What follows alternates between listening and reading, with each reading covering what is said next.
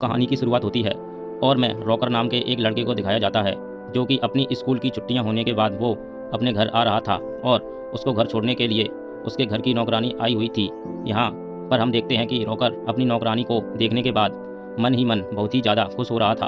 अब हम देखते हैं कि वो घर पहुँच जाने के बाद अपनी मॉम से मिलता है, लेकिन उसकी मॉम की नज़र उसकी गीली पैंट पर थी।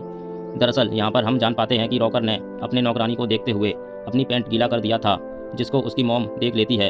अब अपने घर के अंदर जब वो आता है तब वहाँ पर वो अपनी सिस्टर से भी मिलता है, जिसके बाद उसकी सिस्टर उसे अपना घर जंगल घूमने के लिए लेकर जाने लगती है।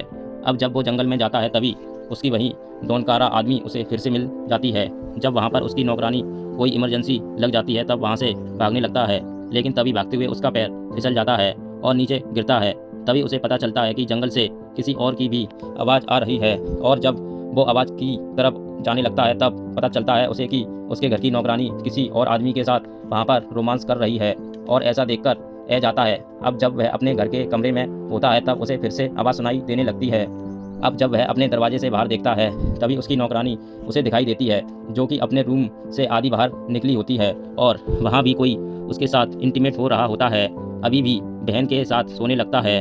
तब उसकी बहनों से बातें कि हमारे घर में जो आंटी रहती है वह अभी तक वर्जिन है। अब अगली सुबह उसकी सिस्टर फिर से उसे जंगल घुमाने के लिए लेकर जाने लगती है। तब उसकी नज़र वहाँ पर पड़ती है कि जहाँ पर उसके घर की नौकरानी नहाने के लिए आया करती है और तभी वहाँ पर एक एक करके उसके घर के नौकर भी आने लगते हैं और इन तीनों नौकरों को देखने के बाद यहाँ की नौकरानी आज ही बाजी भी सारे भी करने लगती है। अब इसके बाद हम देखते हैं कि वॉच और नौकरानियाँ को और भी करीब से देखने की कोशिश करता है, लेकिन वहीं एक नौकर उसे ऐसा करते हुए देख लेता है और उसको वहाँ से फ़ौरन जाने के लिए कहने लगता है। तभी उसे वहाँ पर उसकी सिस्टर मिल जाती है, जो कि उससे पूछती है तुम कहाँ गायब हो गए। अब इसके बाद उसकी सिस्टर से पास एक ही चार्ज में लेकर जाती है और उसको वहाँ से चर्च की छत पर लेकर जाती है और वहाँ पहुँचने के बाद वो दोनों देखते हैं कि वहाँ पर रॉकर की आंटी आई है, जो कि चर्च के फादर से कहती है कि जब से हमारे शहर में रॉकर आया है तभी से मैं उसे पसंद करने लगी हूँ और मेरा बस दिल कहता है कि मैं उसके साथ अपनी हर रात गुजारना। अब जब रॉकर ये बात पता चलती है तब वो बहुत ही हैरान हो जाता है। अब वो उसकी आंटी को बहुत ही करीब से देखने की कोशिश करता है ताकि वो उसे अच्छे से देख ले। तभी वहीं पर वो चर्च के फादर के पास गिरकर उल्टा लटक जाता है।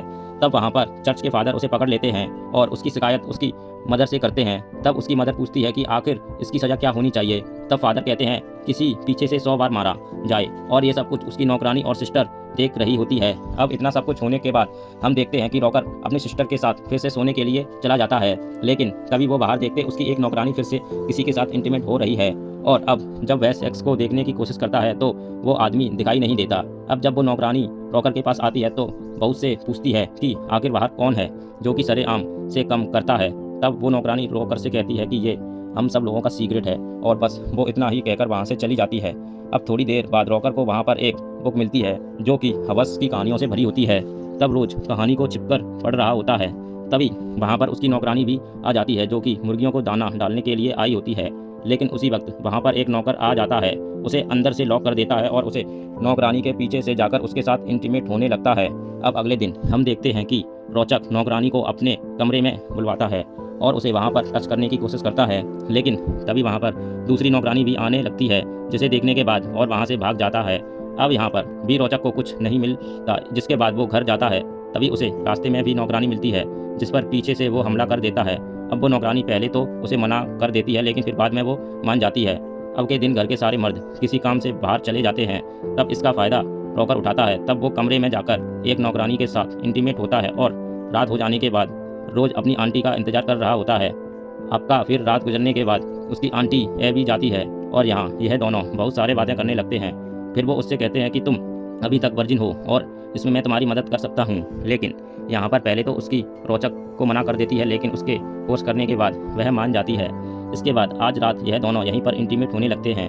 अब कुछ देर बाद वहाँ पर हेलेन नाम की नौकरानी आती है, तभी रॉकर उसे पकड़ लेता है और यहाँ पर उसके साथ इंटीमेट हो जाता है। अब अगले दिन हम देखते हैं कि रॉकर अपनी हवस में आने के लिए स्टेबल में जाता है, जहाँ पर रॉकर आलिस को सेड्यूस करने लगता है और यहाँ पर वो इसके साथ भी फुल एंजॉय करता है, रिलेशन बना लेता है। अब यहाँ पर हमें पता चलता है कि रोज और अपने घर की किसी भी लेडीज़ को नहीं छोड़ा है।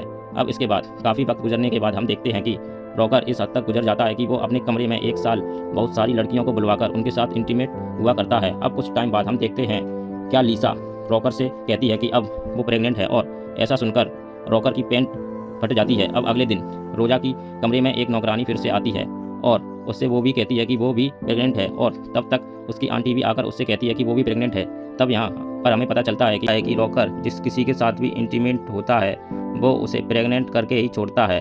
अब इसके बाद यहाँ पर रॉकर की स्कूल की छुट्टियाँ ख़त्म हो जाती हैं और वो अपनी स्कूल वापस जाने के लिए रेडी हो जाता है। तभी वहाँ उसके पास एक और लड़की आती है जो कि उसे कहती है कि वो भी प्रेग्नेंट है और यह बेबी तुम्हारा है। और ऐसा सुनने के बाद शॉक हो जाता है। आखिरकार रॉकर सारी लड़कियों को ऐसे ही छोड़कर अपनी स्कूल वापस चला जाता है। इसी को दिखाते हुए यह कहानी यहाँ पर ख़त्म हो जाती है।